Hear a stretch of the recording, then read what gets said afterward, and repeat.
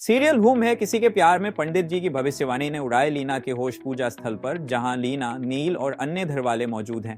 पंडित जी पूजा की थाली लेकर सामने बैठते हैं। पंडित जी गंभीर स्वर में, यह पूजा नील की सुरक्षा के लिए रखवाई गई है, परंतु ध्यान रहे जब पति की सुरक्षा के लिए पूजा होती है तो पत्नी का साथ बैठना आवश्यक होता है। तेजस्विनी की ओर नजरें जाती हैं। सबकी नजरें लीना पर टिक जाती हैं। लीना क्रोध में, इस औरत की वजह से ही तो मेरा बेटा जेल गया और आप कह रहे हैं ये इस पूजा में साथ बैठे, मैं इसे अपनी बहू नहीं मानती। पंडित जी शांति से, माता जी अब तो नील और तेजस्विनी की शादी हो चुकी है।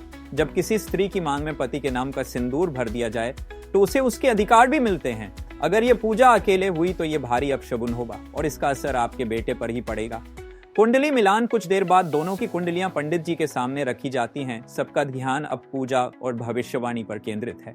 पंडित जी कुंडली देखकर, इनकी शादी अचानक हुई लेकिन कुंडलियां अब तक नहीं देखी गई। हमें इनकी विशेष पूजा करनी होगी ताकि इनके जीवन में कोई विघ्न न आए। जैसे ही पूजा शुरू होती है, पूजा की थाली में रखे फूल अचानक तेजस्विनी और नील की कुंडली पर गिर पड़ते हैं। सभी चौंक जाते हैं। पंडित जी ध्यान मग्न हो जाते हैं। पंडित जी आश्चर्यचकित होकर, हे प्रभु, ये संकेत बहुत शुभ है, ये स्वयं देवताओं का आशीर्वाद है। लीना और ऋतुराज की प्रतिक्रिया। लीना सन्न है, ऋतुराज क्रोध से भरा हुआ है, उसकी मुट्ठियां भींची हुई हैं। पंडित जी आगे बोलते हुए, आपकी बहू तेजस्विनी नील के जीवन की रक्षक बन चुकी है। जेल से छुड़ाकर जो फर्ज एक पत्नी निभा सकती है उसने निभाया है। जब तक ये स्त्री नील के साथ है कोई उसका बाल भी बांका नहीं कर सकता।